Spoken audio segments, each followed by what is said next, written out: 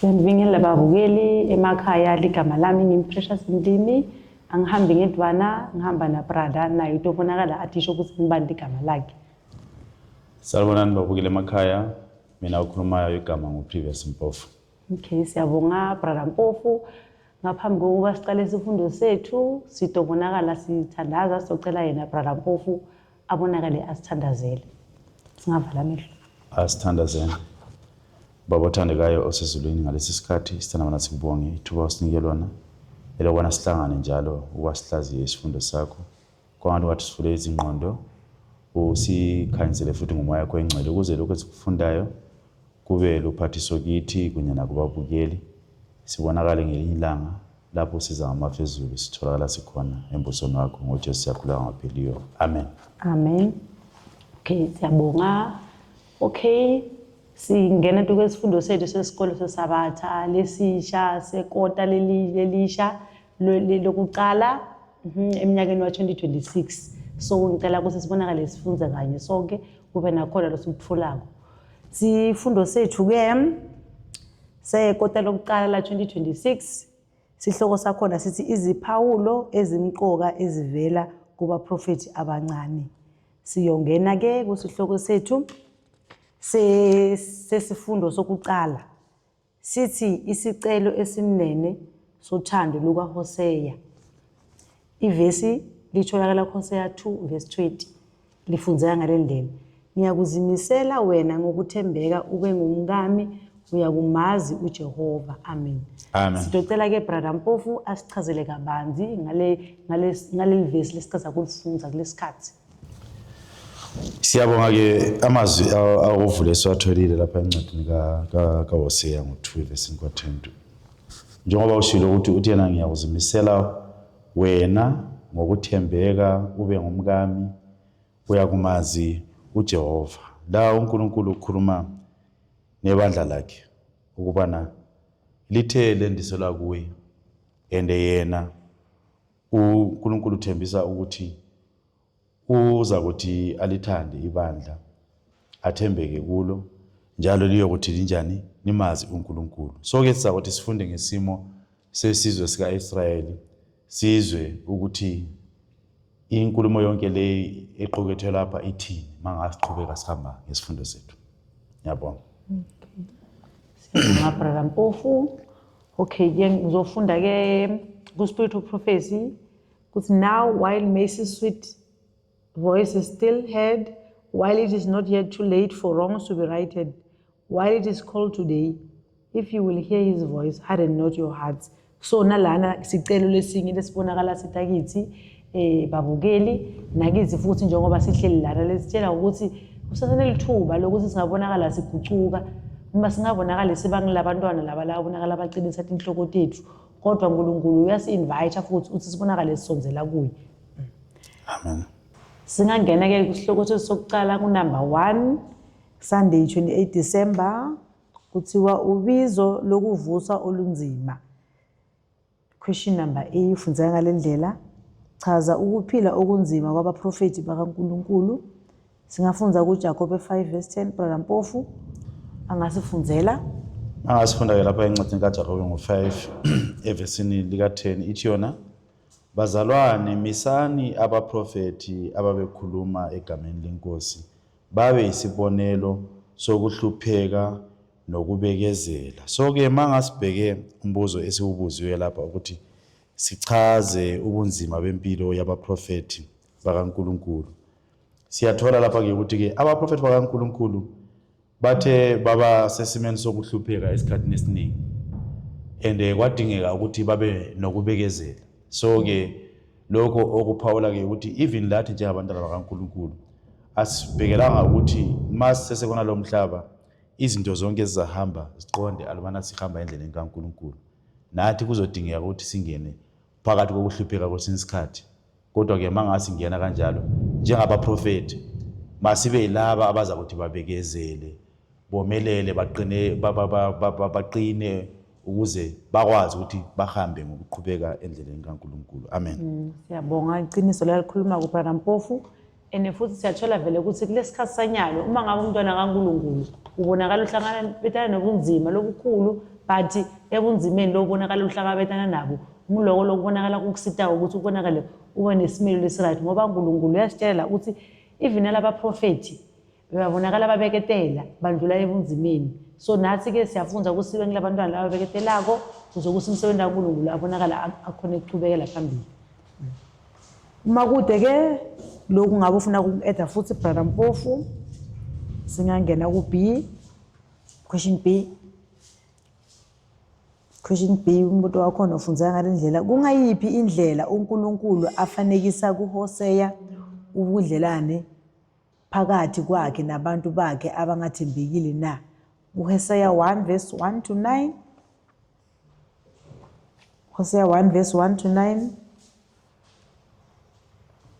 ngayifunda ya brother Mpofu angasifundela yona sizafunda lapha encwadini kaHosea ngo-1 evesini ka-1 kusiya ku-9 ke kulivesi elide kodwa siyalifunda ngokushesha ithona lapho izwi likaJehova elafika kuHosea indodana kaBheri ezinsukwini zawo Uziya noJotamu no-Ahazi noHezekhiya amakhosi akwaJuda nasezinsukwini zikaJerobhowamu indodana kaJehowashi inkosi yakwa-Israyeli.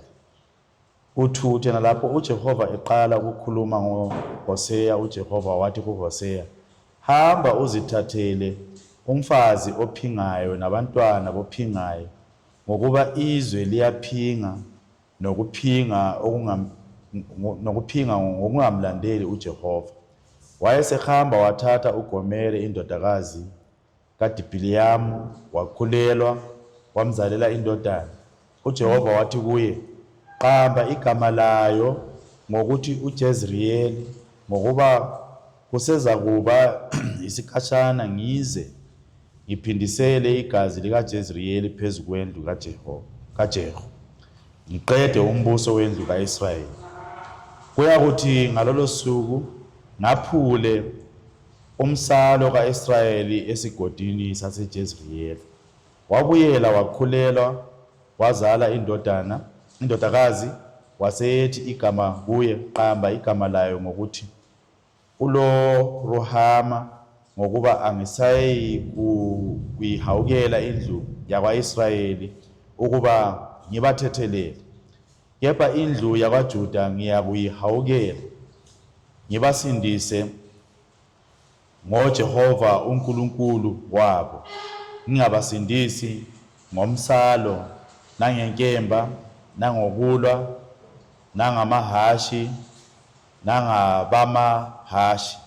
Esemlulile uLo-ruhama wakhulelwa wazala indodana wasethi uJehova qamba igama layo ngokuthi uLo-ami ngokuba anisibo abantu bami mina angiyikuba nguNkulunkulu wenu. So ke mangasibheka la amazwi ngamafishane uHosea awakhulumayo mangasi wafinqeza sithola ukuthi uNkulunkulu uzama ukuthi aveze isimo sikaIsrayeli kumpilo kaHosea. Uthi na kuHosea zihlanganise nowesifazana oyisiphingi umthathe abe umkakho ende uyokuzalelwa yilesi siphingi izingane. Iyenzeka ke leyo uHosea uzihlanganisa nomama oyisiphingi wayebizwa igama ngokuthi nguGomere. Manga esezihlanganise naye uthola ingane, manga yathola ingane uNkulunkulu uyamnikeza futhi ukuthi akayibize ingane yakhe iqala ngegama elithi ngubani endelelo gama linomusho, umusho lo ochaza isimo sikabani sikaIsrayeli.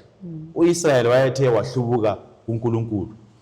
uIsrayeli wayethe waphinga ngokuthi azihlanganise nezinye izizwe lezo ezingamazi uNkulunkulu ezingayazi intando kaNkulunkulu. Yikho atshela uHosea ukuthi akazithathele owesifazana oyisiphingi ukuze aveze isimo sempilo kaIsrayeli. Namagama ezingane ezintathu lezi uHosea athi azithola zazi kwakungamagama lawo futhi achaza isimo sokuhlubuka kukaIsrayeli. Ngamafishane ke yikho lokho umbuzo ozama ukuthi usichazele khona ukuthi uNkulunkulu uveza kanjani ubudlelwano bakhe yena nabantu bakhe abangakholekile. Wabuveza ngesimo sempilo kaHosiya ukuthi athathe owesifazana oyisiphingikazi aphinde futhi amzalele izingane lezo ezinamagama ayezaba nomutsho ophawula isimo ngokuthe ngqo esika-Israyeli sohlubuko. Okay. Ke siyabonga brother Mpofu. Singafunda futhi na iverse lana ku Jeremiah 3 verse 14 silicompare na 2 Corinthians 11 verse 2. Brother Mpofu yena uyosiphekela lela 2 Corinthians 11 verse 2. Jeremiah 3 verse 14 funza ngalendlela la 10 or backsliding children, say the Lord, for I am married unto you, and I will take you one of a city and two of a family, and I will bring you to Zion. Ngiphindze futhi ngifunze na ku spirit of prophecy lesokugcina lapha ekugcineni kuthiwa the unfaithfulness of the church to Christ in permitting her confidence and affection to be turned from him and allowing the love of worldly things to occupy the soul is likened to the violation of the marriage vow. The sin of Israel in departing from the Lord is presented under this figure. Okay, siyathola lana ke ukuthi nathi ke njengoba sibonana bakaNkulunkulu ebandleni bayasitshela la ku spirit of prophecy la ngivisa kona lana ukuthi if isibonakala singakathembeki nathi njengabantwana bakaNkulunkulu kufana nokuthi lokho nasemshadweni awubonakala ungathembeki kufanisana nalokho. So uNkulunkulu ukufanisana nalokho. So uthi uma ubonakala ungenile emshadweni lo njengoba kufanisana nesenkonzweni bonakala ubangilomntwana lona lobonakala uthembekile wenda insando yakhe ngasonke isikhathi. Ngiyabonga sitochubeka ke singena just ukugcwalisa khona lapho ngoba besithezobheka uKorinte la ukhuluma inkulumo efanayo ukuthi uNkulunkulu lapha uthena uthi usandisi uthi unomona ngathi kodwa ke umona wani okusithanda ngoba usithe sendiselwa endodeni eyodwa siyintombi enjani ephelele. Sidinga ukuthi ke sithembeke kuleyo ndoda esithe sendiselwa kuyo. Lapho khulumela esimeni sebandla ukuthi ibandla lendiselwe kuKristu njengentombi enjani epheleleyo. Kumele ukuthi likholeke kuye uKristu njengomyeni walo naye uKristu futhi enze njani alithande ibandla. So ke uIsrael kanti ke nasimthola ke njengebandla ehlubuka kuNkulunkulu engagcini izibopho zani zomshado. So ke okuyisimo leso kungamelanga ukuthi sina namhlanje sizithole sinjani siyisona njengebandla likaNkulunkulu. Okay, siyabonga brother Mpofu ukusichazisela kahle ukuthi sivisa kabanzi nga question B. Siyadlula ke siya ku Monday number 2 and then ukufunza ngale umyalezo wethemba. Question A, emva kokumemezela isigwebo yisiphi isithembiso esinethemba uNkulunkulu asinika uIsrayeli? kuHosea 1 verse 10. Brother Mpofu siyacela ke ukuthi usifunzele lapho kuHosea 1 verse 10. Masiqhubeka ke ngencwadi kaHosea sifunda kuHosea 1 evesini ka10 uthena ke nokho umumo wabantwana bakwaIsrayeli uyakuba ngangesihlabathi solwandle esingena kulinganiswa singena kubalwa. Kuyakuthi esikhundleni sokuba kuthiwe kubo anisibo abantu bami kuthiwe kubo ningamadodana namadodakazi akaNkulunkulu. So ke mangasi ngene esigabeni sesibili lapha sesifunda ngesigijimi leso esinikeza ithemba. Siye saphawula eqaleni ukuthi uIsrayeli akazange athembeke uNkulunkulu wathi wahlubuka uNkulunkulu. Kungenani ke uNkulunkulu esekade ephawulele ukuthi abasena kubizwa ngokuthi bangabantwana bakhe abasena kubizwa ngokuthi bangamadodana namadodakazi akhe. Kodwa uyasho ukuthi ke njengoba uNkulunkulu wayebatshelile ukuthi baza kuthi babande babe njengesishebeshebe solwandle nalapho sebethe balahla ukuthi abaseyiyo amadodana namadodakazi akhe uyathembisa ukuthi kuzaphinda kuguqulwe futhi inkulumo enjalo alubana bephenduka babuyele futhi babizwe ngokuthi bayini bangamadodana namadodakazi akhe. So lokho kusinikeza ithemba lokuthi nathi namhlanje lapho manga kusenzeka siphambeke endleleni kaNkulunkulu bese sithi ke ngokunaka isisa sikaNkulunkulu nokunaka izwi lakhe sibe ngabantu ababonisa inguquko uNkulunkulu uza kuthi aphinde futhi asamukele asibize ngokuthi singamadodana nani namadodakazi akhe kuphela manga siphenduka. Siyabonga brother Mpofu, nami nje ku-eda lana into lengiyitsholako futhi lana kuthi uma unaNkulunkulu noma ngabe kutholakala ukuthi kukhona amaphutha la ubonakala wendile, uNkulunkulu uma ubuyela kuye ubonakala akwamukela unjengokunjalo ngoba yena uyasithanda uma sibonakala senizando yakhe. Ngiyabonga. Singene ku B, if ngabe brother Mpofu kude la afuna ukusho singaqhubeka. Okay, siyabonga ke. Kuthiwa ku B utofunza ke nge-English ke kunankinga lana ke. Kuthiwa how does the Apostle Paul echo this comforting truth ku Romans 9 verse 25 to 27? Utofunza ke how does the Apostle Paul echo this comforting truth, Romans 9 verse 25 to 27? As he said also in Osee, I will call them my people, which were not my people, and her beloved, which was not beloved. And it shall come to pass that in the place where it was said unto them, ye are not my people, there shall they be called the children of the living God. Isaiah also cried concerning Israel, though the number of the children of Israel be as the sand of the sea, a remnant shall be saved. Amen. Amen. Brother Mpofu, siyabonga. Khona lo ngwasisholo kona la. Yebo ke lapha siyathola umpostoli Paulos esinikeza futhi amazwi awethemba lapho mangasibhekele kusimo sika-Israyeli ohlubukileyo ohlubuke kuNkulunkulu. Uthi yena uNkulunkulu alubana bephenduka bayawuphinda futhi benze njani babizwe ngokuthi bangabantwana bakhe. Kukanti ke lapha aphinde aqhubeke ekhuluma ngesimo sikaJuda kumoya wesiprofethi oka Acts of the Apostles page 380 ukhuluma ukuthi namhlanje leli vangeli kumele linikezwe ngokuphelele kakhulu kusizwe samaJuda ngoba siyakhumbula ukuthi amaJuda mangaye semhlubukile uNkulunkulu uKristu uthi yena indlu yabo ishela incithakalo akasena kuphinda futhi aze kubo kuze kufike isikhathi sokuthi azathi ubusisiwe loza ngani ngegama lenkosi. Washiya isizwe samaJuda uKristu wahamba wamisa ibandla lani nabafundi. Yebo uKristu waye enqabe isizwe samaJuda sona ngokwaso, kodwa alubana kwakukhona umJuda oyedwa owayesiza ebonisa izithelo zokuphenduka. Lo onjalo wayenjani? Wayesamkelela. Yikho namhlanje esigqugquzela lapha ku Acts of the Apostles page 381 ukuthi sidinga ukuthi ivangeli silihambise kuqala esizweni samaJuda, silihambise kubo ukuze banake ukuthi uNkulunkulu useselani, usesenothando nabo. Ulo nalo oza kuthi amkele ubizo lwevangeli njengendlela uSawuli aphenduka ngayo lapho ezingela amaKristu, mangayihlangana noKristu waba nenguquko yokuthi abe ngumuntu lo oza kuthi aqale ukuthi enze umsebenzi ukuthi asebenzele laba abafanele ukuthi basindiswe bangene embusweni kaNkulunkulu. uSawuli waguqula igama wabizwa kuthiwa nguPaul, wahamba wakwenza umsebenzi ondlulele ukudlula lo owawuthi wenziwa ngobani? Ngabafundi ababebizwe nguKristu.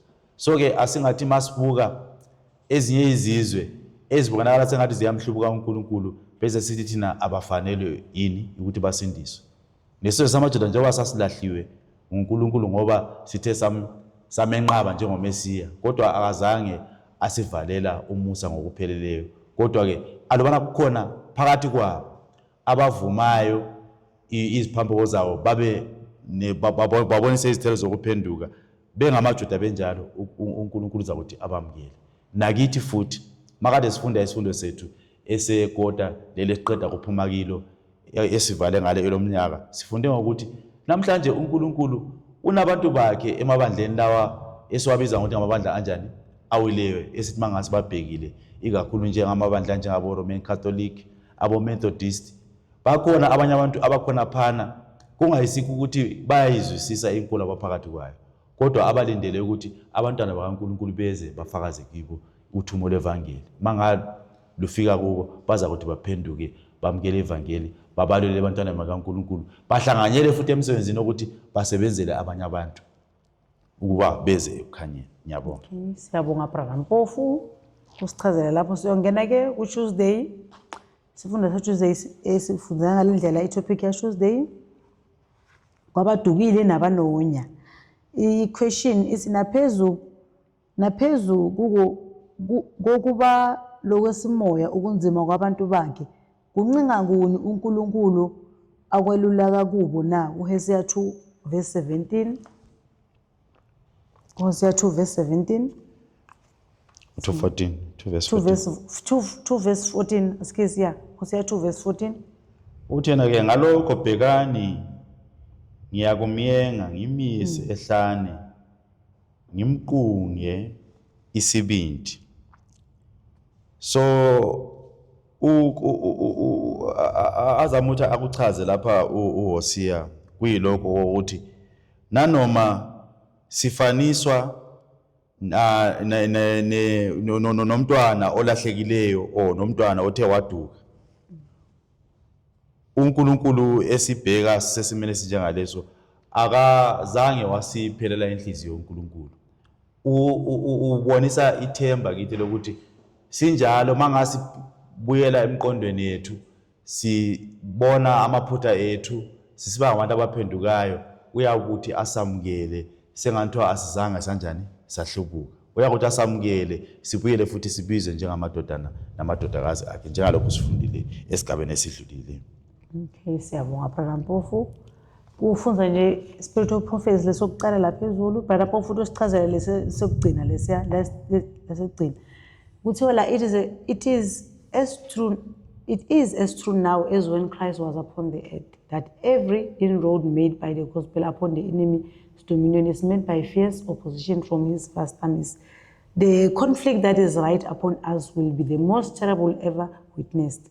But though Satan is represented as being as strong as the strong man armed, his overthrow will be complete, and everyone who unites with him in choosing apostasy rather than loyalty will perish with him. Okay, la siyathola ke lana ukuthi siyathi ke kuJesu Kristu naye obonakala ahlangabezana nobunzima kakhulu, mabonakala ahambisa levangeli, abonakala atshele abantu ukuthi babonakale baguquka, babonakale bayinto inzando yaNkulunkulu.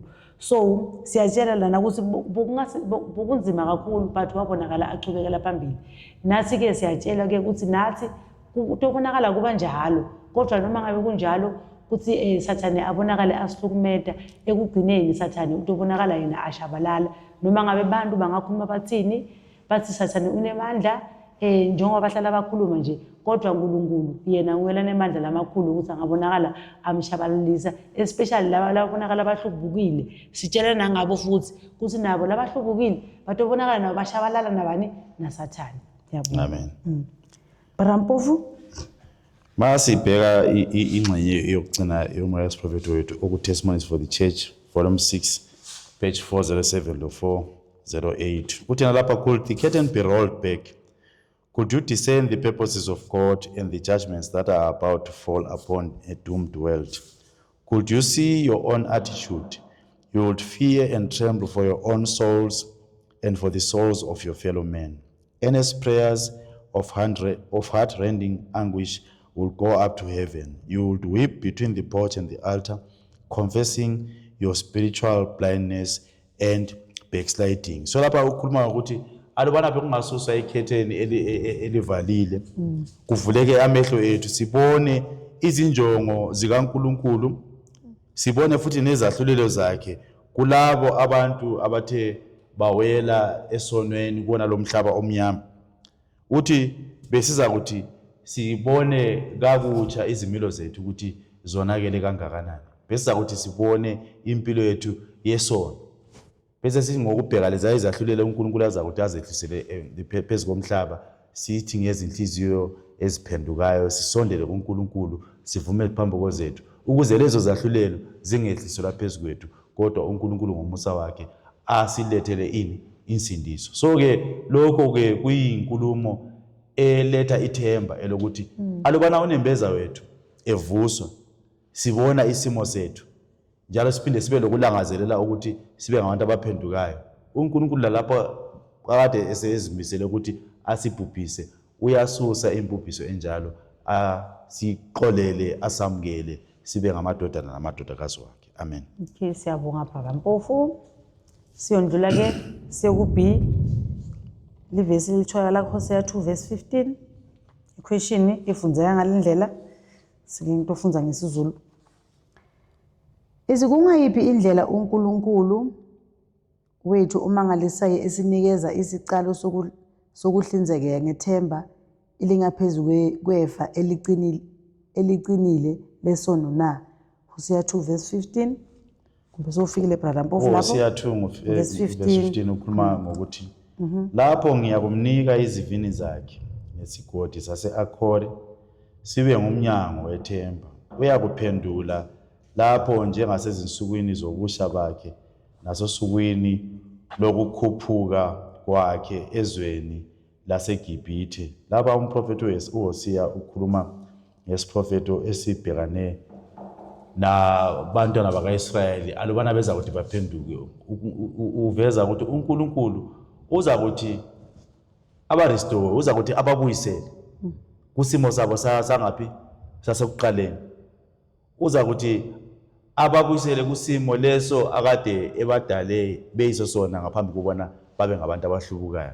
Uza babuyisela babe ngabantwana abalalelayo, babe ngabantwana abaguqukile, babe ngabantwana labo abafanele ini usindiso, babe ngabantwana labo abafanele ukuthi banjani babizwe ngegama lakhe.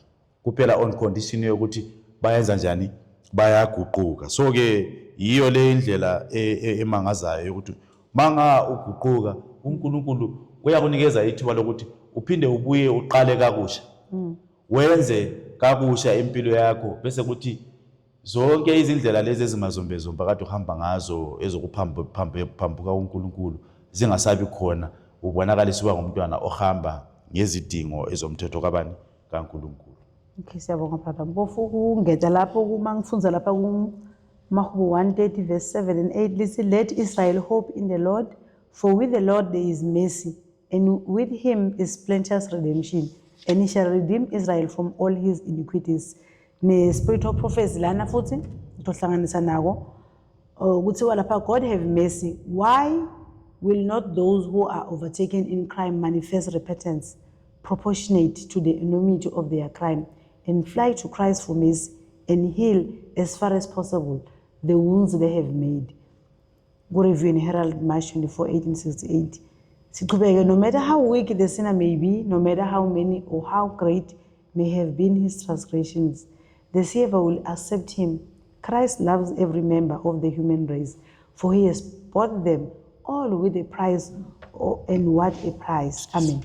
Okay, yes, siyalithola lana ukuthi sithola lithemba futhi lana leNkulunkulu abonakala asiniketa lona sonke la njengabantwana bakhe lana ukuthi uma ngabe sibonakala siwonile phambi kwakhe musa usasekhona, usasevulekile. So into lefuna sibonakale siyenta thina kufuneka sibonakale sitiletha kuNkulunkulu njengoba sinjalo. Yena uyasidinga ukuthi sibonakala sitakuwe. Noma ngabe sonto ethu ingakanani, uthi sibonakale singabuki lokho. Esikhathini lesiningi siba nemahloni ukuthi kutothiwane ngami okutopa njani ngami, but uNkulunkulu ufuna sibe ngilabani laba lesingabonakali sibuka labanye abantu, kodwa sibonakale sibuka yena kuphela ukuthi ubonakala asisita ngoba kusanele ithemba. Amen. Amen. Uma kude kumbe kukhona brother Mpofu lofuna kukusho? Just maybe ucacise kona le inkulumo oyikhulumayo. Okay. Kaningi ma umuntu ethe wawela esonweni, sometimes kunzima ukuthi aphinde abuyele futhi ayebhekana nabazalwane bakhe. Ngoba basuka bemthatha ngesimo sokuthi hayi lo muntu uyikuthi nokuthi. Abantu thina kithi ebantwini umuntu angawela esonweni esithile uhlala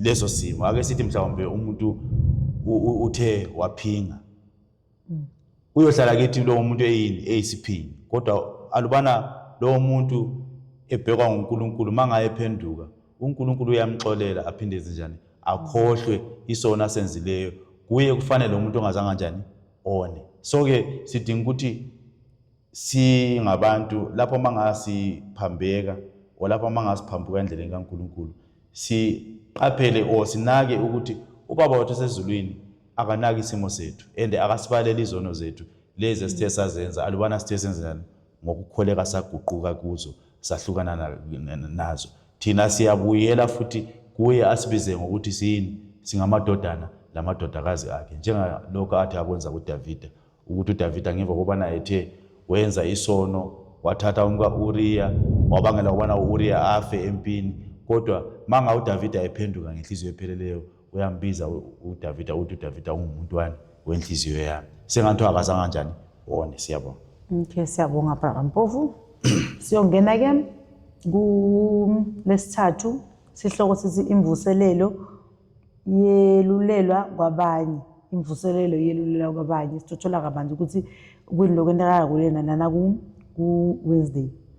Question A ichaza isibopho esijulile sokukhuthazela komphefemulo ozoba naso noNkulunkulu uma uphenduka ngempela ezindleleni zesono. Hosea 2 verse 16 and 17. Uthena lapha Hosea kuyakuthi ngalolo suku usho uJehova ungibize ngokuthi indoda yami ungasangibizi ngokuthi ngubali wami. Uthi ngiyakususa amagama awobali emlonyeni wakhe bangabe besakhunjulwa ngamagama abo. So ke lapha asilethela khona ukuthi alubana sisiba ngabantu abaphendukayo uNkulunkulu uza kuthi asamukele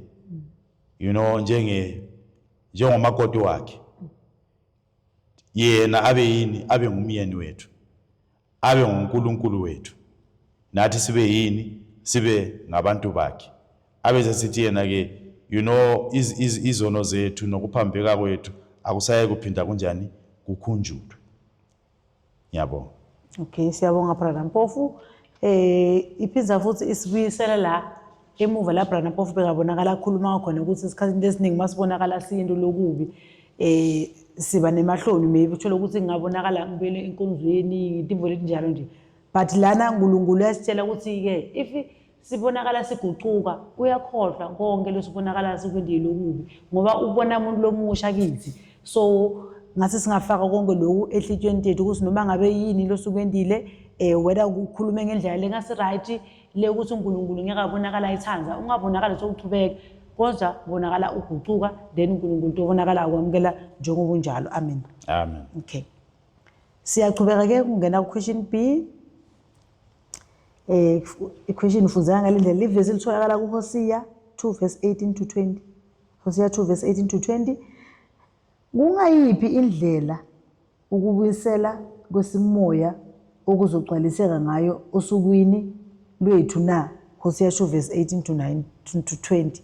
Uthena lapha Hosea 2 verse 18 kusiya ku 20. Ngalolo suku ngiyakubenzela isivumelwano nezilwane zasendle nezinyoni zezulu nezilwanyana ezinwabuzelayo emhlabeni ngaphule umsalo nenkemba nokulwa ukuba kusuke ezweni ngibalalise belondekile. Ngiyakuzimisela wena ube ngumkami kube phakade. Ngizimisele wena ngokulunga nangokwahlulela nangomusa nangobubele. Ngiyakuzimisela wena ngokwethembeka ube ngumkami uyakumazi uJehova. Lapha ngamafishane akuchaza uHosea ukuthi uthena uNkulunkulu uza kuthi enze isivumelwano nabantu bakhe enze isivumelwano nezinyoni zezulu nezilwane zasendle nalezo zonke ezinjani ezinwabuzelayo. Uthena into ebalekile uza kuthi aphule isahlulelo lesakade esimisele laba abanjani abahlubukayo. Uthi uza kuthi asisuse lesahlulelo aze asuse futhi ngitsho nani nenkemba abe sesamukela laba abantu ngoba bephendukile babuye babizwe ngokuthi bangubani bangumkakhe yena abe ngumyeni webandla. So ukuthi njengebandla alubana siphenduka sinanzelela indlela yethu yokuphambuka siphenduka siguquka sivuma izono zethu uKristu uza kuthi asamukele futhi sibe umakoti wakhe yena abe ngumyeni wethu njengalokho wakwenza kuIsrayeli ukuthi waphinda abamukela babuyela baba libandla baba ngumakoti wakhe ngoba benze imisebenzi enjani emihle ukuthi baphenduke aze athi mangayiqhubeka sebeyaphinda futhi babizwe ukuthi bayini bangamadodana nani namadodakazi akhe ekubeni ekuqaleni ube babize ukuthi bangabantwana bani bohlubuko so mangabe phenduka baba ngamadodana lamadodakazi akhe baphinda babuyela futhi babe libandla lelo elingumakoti wakhe uKristu yena uKristu abe yini abe ngumyeni wakhe. Okay, siyabonga brother Mpofu.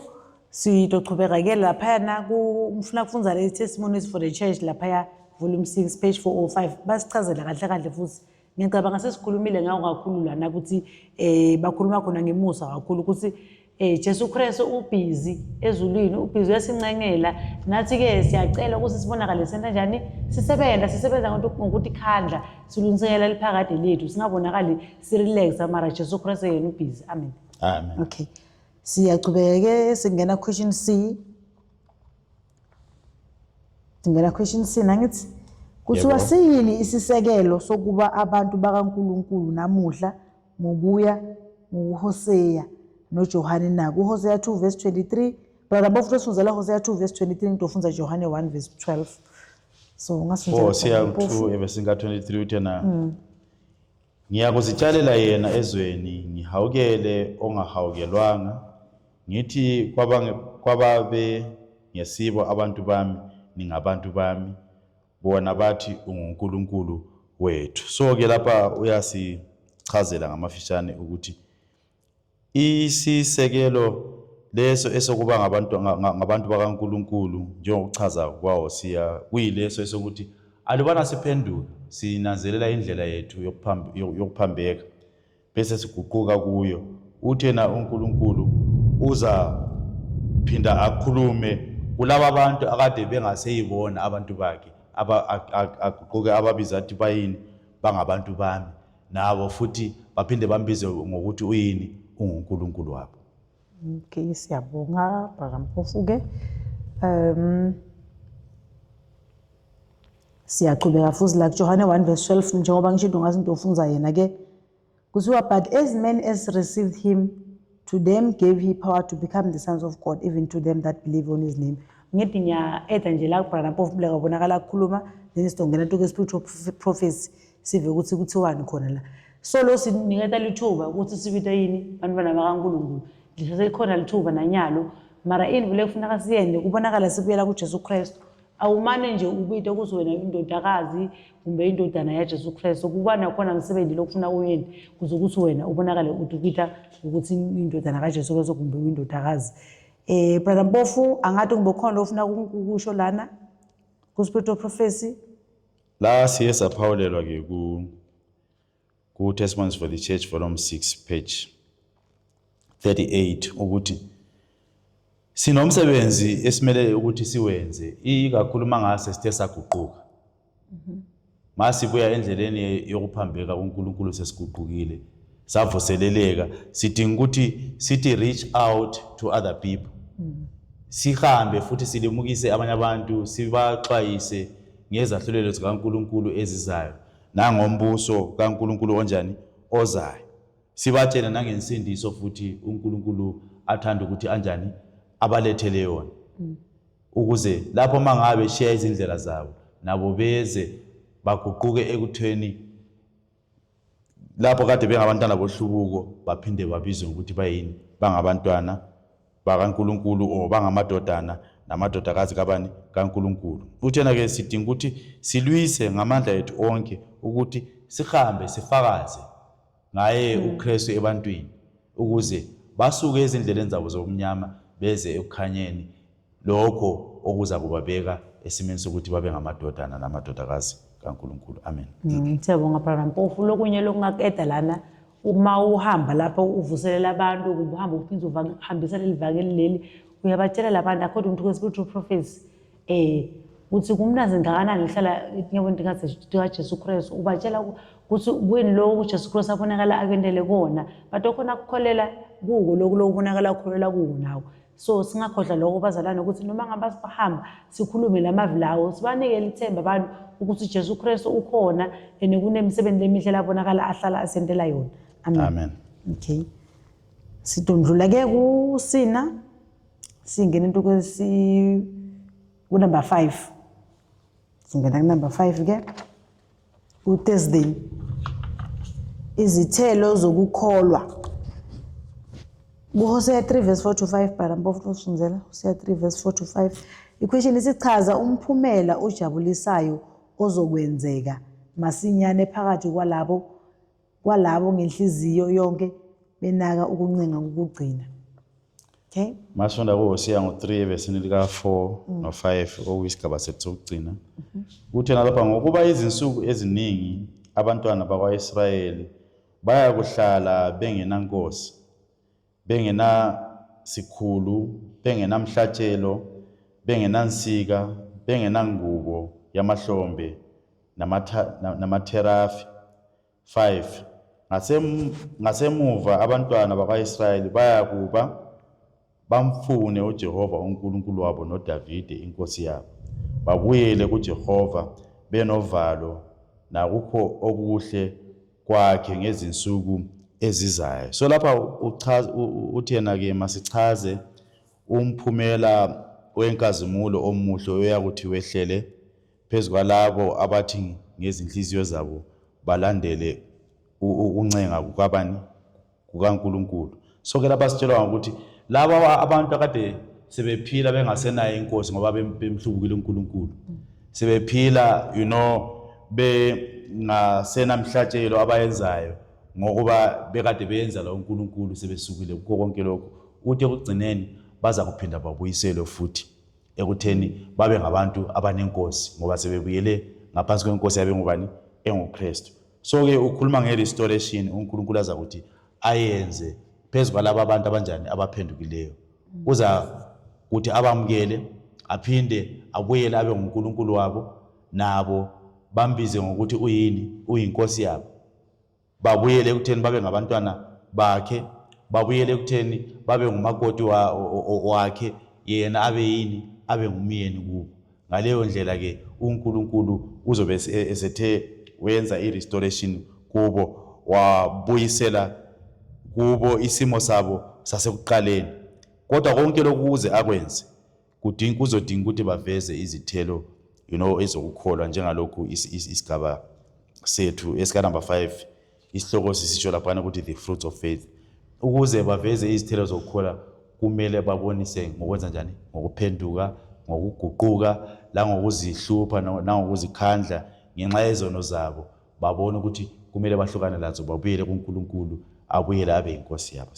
Siyabonga brother Mpofu ku-eda nje letinto labonakala khuluma ngato lekufuna bakatiyekele ku spirit of prophecy ke siyathola ukuthi kutobonakala kuba ngilabantu laba labonakala basaba Jehova, laba labatobonakala bayekela tinto letibi, banga worship ma idols, tonke letinto leto ngilaba uNkulunkulu atobonakala abamukela ekugcineni, lababonakala ababuka yena, lababonakala abagcina umthetho wakhe, ngilaba uNkulunkulu abonakala abamukelile ekugcineni. Amen. Amen. Makude lo tokungetela brother Mpofu angathi kumbe kukhona lokunye lofuna kukusho. Engakuphawula nje ngamafishane ukuthi ngoba besifunda ngesimo sika Israeli ngesikhathi sika Hosea, simele ukuthi sifunde ukuthi akusi Israeli kuphela owathi wahlubuka ngesikhathi sika Hosea. Nathi namhlanje uNkulunkulu sinjani? Siyamhlubuka ngezimpilo zethu ngokwenza kwethu. Zonke izimemezelo uNkulunkulu athi asinikeza zona okumele ukuthi sizilandele. Kaningi especially ezomthetho wakhe sizithole sesizenzela okwethu okuphambene nani nomthetho kaNkulunkulu. Kodwa ke uNkulunkulu ngoba enomusa uyasibhekezelela. Nathi lelo themba elathi laba kuIsrayeli lokuthi mangabe phenduka uNkulunkulu uzabamukela babe ngamadodana lamadodakazi akhe. Lisafinyelela ngitsho nakithi ukuthi nathi mangasiguquka sibona izindlela zethu ezimbi, sibuyela kuNkulunkulu, simamukela kithi njengenkosi nomsindisi, uza kuthi nathi futhi asixolele njengalokho axolela ubani uIsrayeli ohlubukayo. Ekugcineni sitholakala sisiba ngabantu abafanele umbuso wakhe wasekhaya ezulwini. Amen. Siyabonga brother Mpofu. Ekugcineni nami longakusho nje sifundo sethu sesiphelile njena. Longakusho ukuthi sikhumbule ke ukuthi Jesu Kristu thatha ithuba lisasekhona, umusa usasevuliwe, singabonakali sibani labantwana bakhe lababonakala babuka abantu ukuthi batothini ngami, batothini. Kodwa into lefuna sifake engcondweni ukuthi uNkulunkulu utothini ngami, and uNkulunkulu usifuna sinjalo. Siqhubeke futhi sikhumbule ukuthi kufuna sibantwana bakaNkulunkulu uma sifuna kuvuseleleka kufuna sibonakale sihambise livangeli. Sikhumbule futhi ukuthi uNkulunkulu lapha masifundile spiritual prophecy set lapha I thinking Wednesday laba sitshela khona ukuthi sibonakale sihambise livangeli, sitshele abantu ngemisebenzi lemihle leNkulunkulu abonakala ayenda etimpilweni tethu, sibatshele ukuthi kumnandi njani kuba kuNkulunkulu. Tonke letimvo letonke leto ufuna sibonakale sibatshela ngathi uNkulunkulu uyasithanda. Ngiyabonga isifundo sethu sibonakala siphela lapho. Siyabonga kuhlala nathi. Ngiyathemba ukuthi nalesi silandzelako futhi nidobonakala naso nisithanza. Nginitshele nje ukuthi sithini lesilandzelako lana. Sithi lesilandzelako sithi a time of reckoning. Ngasi naso singasithanza laso sibonakala sisifunza khona. So ngaphambi kokuba sivale ke isifundo sethu sale kota yokuqala ya 2026 sidobonakala sivala amehlo ngithandaza. Baba wethu wasezulwini mdala wezulu nomhlaba, sithanda ukubonga Nkosi kuba nathi safunza sifundo lesihle kangaka lesibonakala lesikhumbulako Nkosi ukuthi ake sibonakale sisonzela kuwe ngasonke isikhathi.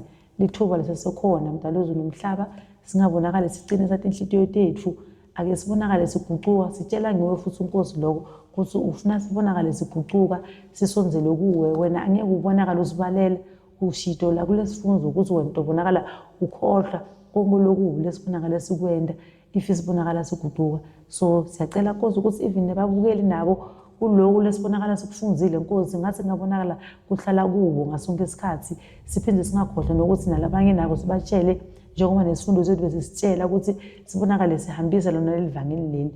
Siyabonga Nkosi konke losenzele ukona ngegama leNkosi Jesu Kristu lobuya komasinyane kuze kuphakade. Amen. Amen.